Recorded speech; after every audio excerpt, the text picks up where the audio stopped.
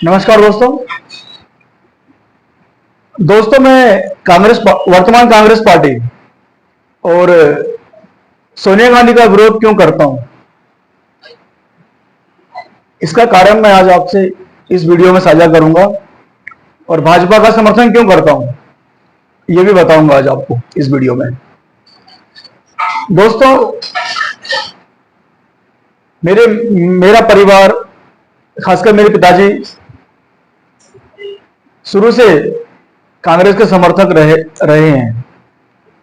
तो स्वाभाविक है, अगर मेरा परिवार, मेरे पिताजी कांग्रेस पार्टी के समर्थक है तो मैं भी रहा होऊंगा। शुरुआत में मेरा जन्म 77 में हुआ था। इंदिरा गांधी जी की हत्या के समय मैं शायद 6 या 7 साल का था। वो हम देखते थे, टीवी पे सुनते थे।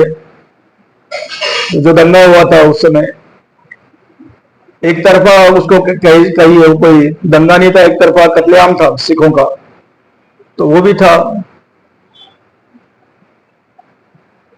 और मैं तो दिल्ली में जन्म हुआ है मेरा, दक्षिण दिल्ली में। तो ये महसूस किया है कि सिखों का मतलब दुकानें थी, उनको जलाना, लूटना, ये सब देखा है मैंने। ये तो मैं 6-7 साल की उम्र थी, बताया मैंने, तो मुझे पता है ये। और 3 दिन तक ये चलता रहा नाटक, मारकाट, लूटपाट, ये चलते रही पूरी दिल्ली में। हम टीवी पे देखते थे जब तक अंतिम संस्कार नहीं हुआ इंदिरा गांधी जी का। उसके बाद फिर राजीव गांधी प्रधानमंत्री बनते हैं, तो मैं भी सुनता था उनके भाषण वगैरह, हर साल आते। इतना उस समय राजनीति में इंटरेस्ट था नहीं मेरा। एक बच्चा रहता है तो अपना खेल कूद में ही उसमें ज्यादा उसका लगाव होता है, इंटरेस्ट रहता है। सुना करता था मैं, कितना इतना ज्यादा राजनीति में इतना मेरा था नहीं था, मेरा रुचि नहीं थी उस समय।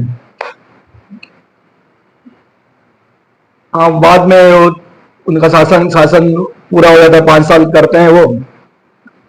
फिर 91 में उनकी हत्या हो जाती है साउथ इंडिया में। तो वही पता है कि मैंने बताया था पिछले वीडियो में कि प्रभाकरण लिखते थे वो सब, श्रीलंका और उनका आपसी विद्वेषता, उसके कारण उनकी हत्या होती है। लेकिन उस समय प्रधानमंत्री नहीं थे, उस समय वो एक अपने चुनावी प्रचार के लिए गए थे वहां पे, और हो गया उनके साथ में वैसा। तो वो मुझे भी बुरा लगा था, और शायद मैं भी, मेरी आंखों में भी आंसू आए थे उस समय। उसके बाद फिर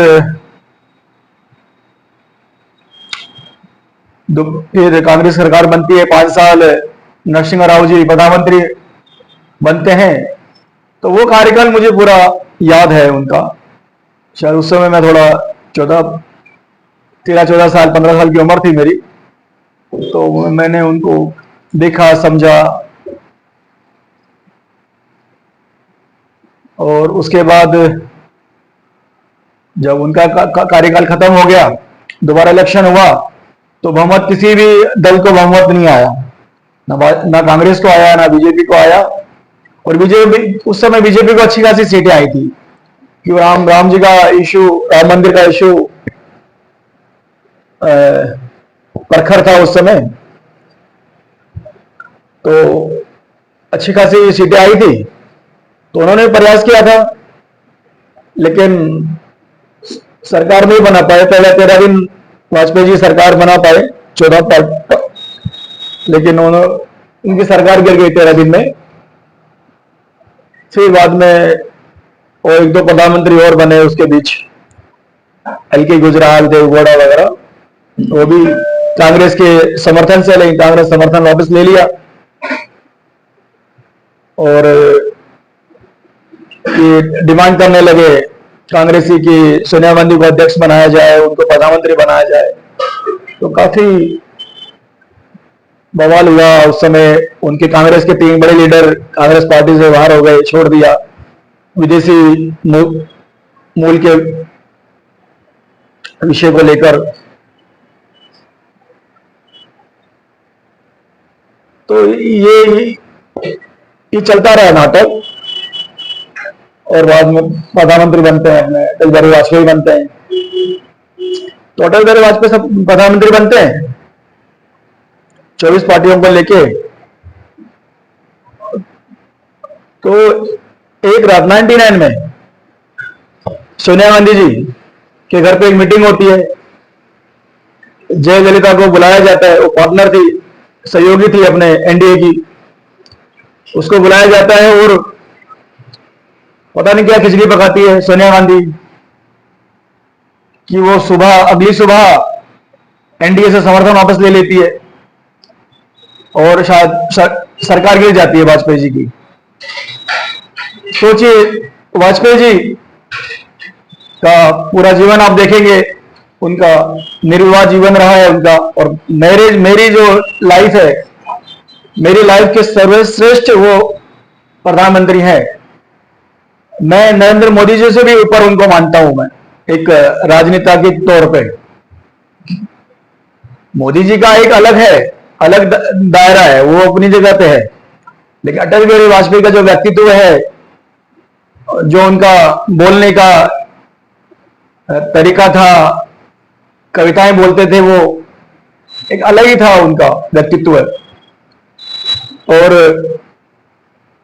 उन्होंने पहली बार मतलब देश को एक गठजोड़ करके 24 पार्टियों को मिलाकर सरकार कैसे चलाई जाती है, ये उन्होंने दिखाया, सिखाया लोगों, आज के नेताओं को। तो मैं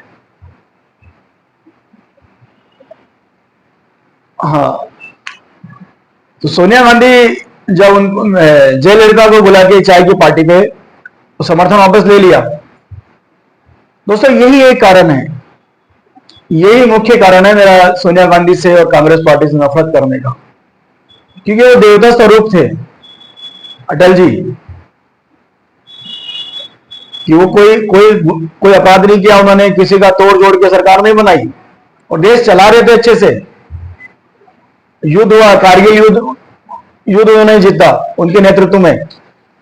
उसके बाद उन्होंने परमाणु परीक्षण भी किया। अमेरिका का इतना प्रेशर डाल रहा था अमेरिका कि मत करो मत करो, हम आर्थिक बंदी लगा देंगे आपके ऊपर, लेकिन उसकी परवाह नहीं करी अटल बिहारी वाजपेयी जी ने, और परमाणु परीक्षण किया उन्होंने। तो ऐसे व्यक्ति की सरकार गिराई थी उस समय सोनिया गांधी ने। अब सरकार गिराने से मतलब क्या होता है?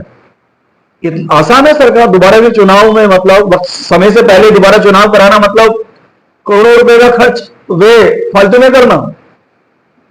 एक तो गरीब देश है हमारा ऑलरेडी, आज ये चिल्ला रहे हैं गरीबी गरीबी गरीबी, बेरोजगारी। इस गरीब देश को दोबारा से उन्होंने चुनाव में धकेल दिया। दोबारा इलेक्शन होता है ना उस समय, सबको पता है। बस यही एक पॉइंट है, यहीं से मेरी सोनिया गांधी से नफरत स्टार्ट हो गई थी। मैं एकदम चिढ़ने लगा था, और फिर अनेक कारण है। मैंने देखा वो अटल जी को, तो वो मैं देखता था टीवी पे, कभी कभी टीवी पे दूरदर्शन पे उनका आता था कार्यक्रम लोकसभा का। ये जानबूझ के उकसाते थे अपने नेताओं को, और शोर शराबा करते थे, कोई बिल पास नहीं करने देते थे वहां पे। ये चलता रहा 5-6 साल। जैसे आज तो चल रहा है ना, आज जिस तरह से प्रयास करते हैं ये लोग नरेंद्र मोदी जी को, मतलब कोई भी बिल पास नहीं करने, ऐसे ही था उस समय, ऐसे ही था। सोनिया गांधी भी यही करती थी, उकसाती थी अपने नेताओं को, और वो वहां पे पूरा शोर शराबा होता था।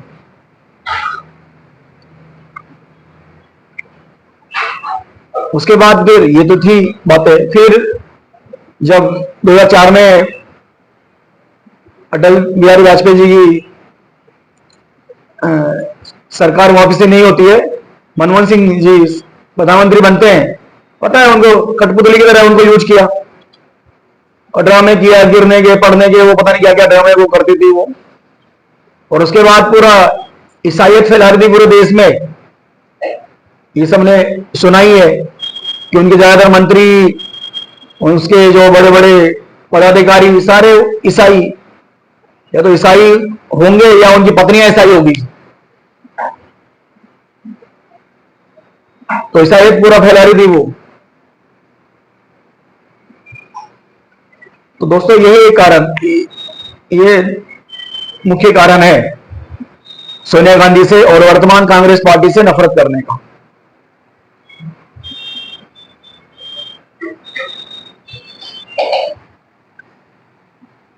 और भाजपा से मैं समर्थन क्यों करता हूं भाजपा का? भाई जो पार्टी, जिस पार्टी के मैनिफेस्टो में भगवान राम के मंदिर का उल्लेख है कि हम राम मंदिर बनाएंगे, तो मैं तो बचपन से राम भक्त हूं। जब से मैंने होश संभाला है तब से मैं राम भक्त हूं। मैं रामलीला में काम करता था। रामायण, मैंने पूरा रामायण देखा है, महाभारत देखा है, तो ऑटोमेटिक मैं धार्मिक प्रवृत्ति का था मैं बचपन से।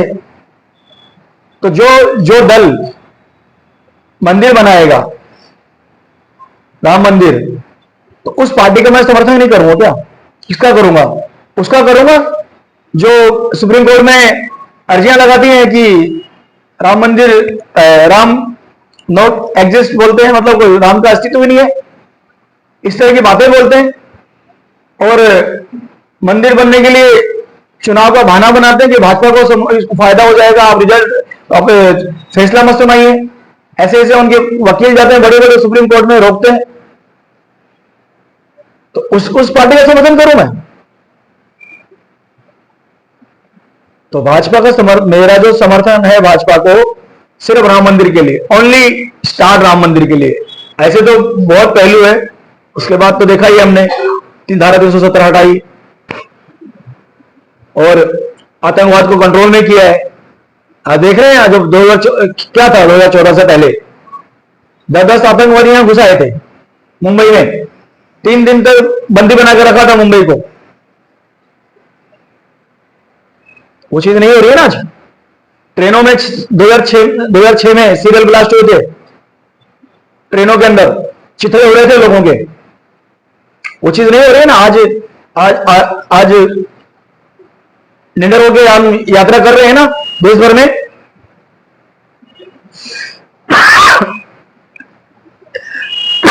सॉरी। तो बताइए मैं क्यों ना करूं भाजपा का समर्थन? भाई मैं तो जीवन को महत्व देता हूं। अगर हम जीवित रहेंगे तो बाकी सब चीजें हम अपने आप हो जाएगी, सब ठीक हो जाएगी। जीवित ही नहीं रहेंगे तो क्या कर लेंगे? हैं? नौकरी तो तब करेंगे ना हम जीवित रहेंगे। अच्छे अच्छे महलों में रहने का सुख तो तब भोगेंगे ना हम जब जीवित रहेंगे। अरे जीवित ही नहीं रहेंगे, किसी एक्सीडेंट में, किसी बॉम्ब ब्लास्ट में हम उड़ जाएंगे तो क्या काम था हमारे महल महल मालिए किस क्या काम आएंगे ये?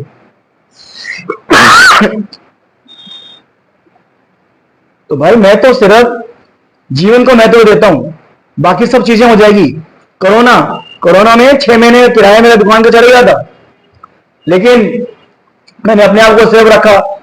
सरकार ने वैक्सीन लगाई पूरे देशवासियों को। सोचिए और क्या चाहिए?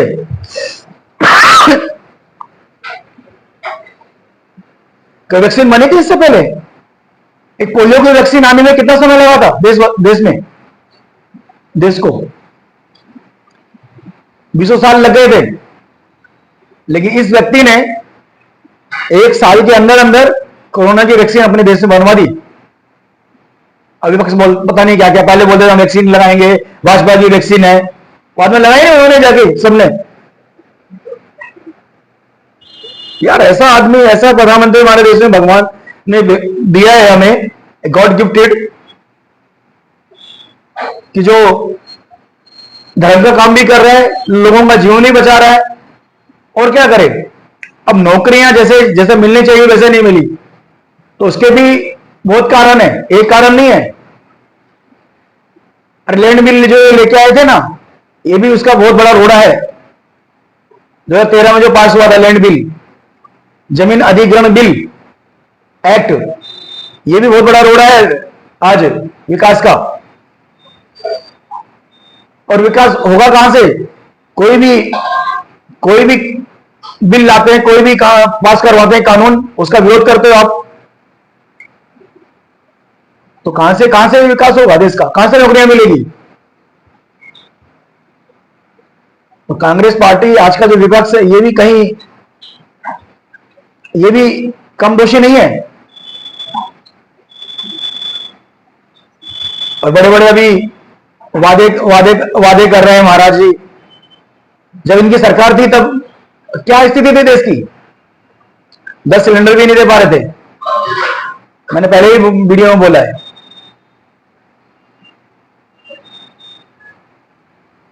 नौ सिलेंडर थे इनके 2013 में, 9 सिलेंडर थे इनके, 9 सिलेंडर मिल रहे थे 2013 में। 10वां मैंने 1250 कर लिया था। ये मैंने जिक्र किया है पिछले वीडियो में। बातें करते हैं ये दे देंगे, 1 लाख रुपए दे देंगे महिलाओं, कहां से देंगे? देश को बेच के देंगे देश को।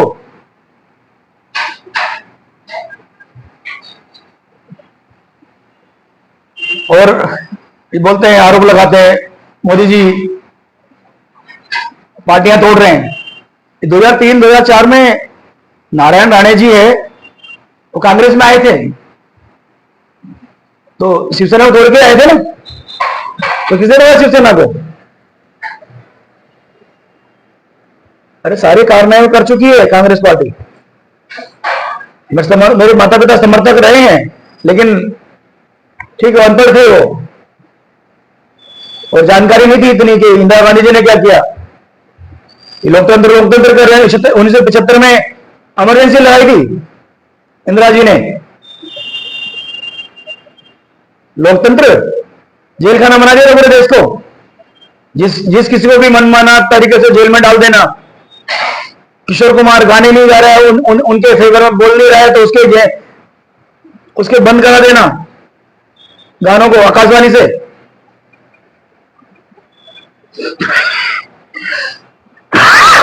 ये सब किया है कांग्रेस पार्टी ने। जो मोदी जी कर रहे हैं, मोदी बिल्कुल सही कर रहे हैं जो कर रहे हैं, क्योंकि ऐसा ही चाहिए इनको। अटल बिहारी वाजपेयी जैसा नेता नहीं चाहिए इनको, मोदी जैसा ही चाहिए कि इनको इनकी भाषा में जवाब दे। ऐसा ही प्रधानमंत्री चाहिए इनको, और वो दे रहे हैं मोदी जी। अटल जी थे, उनकी नाक में दम करके रखा था 6 साल। तो आज जो मैं बोलता हूं ना, ये गुस्सा वही है, वो तब का गुस्सा है मेरे मन में, जो अटल जी को इन्होंने सताया ना, वही गुस्सा है जो आज मेरे मेरे में जो मैं बोलता हूं, ये वही गुस्सा है मेरे मन में जो है दबा हुआ था, वही प्रकट हो रहा है आज। और जो मोदी जी कर रहे हैं ना, वो भी वही कर रहे हैं। क्यों तुम लोग सीधी बातें मानेंगे नहीं ना।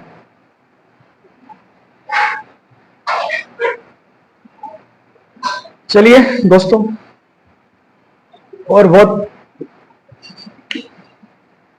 करेंगे और बातें बाद में समय, और अभी फिलहाल इतना ही।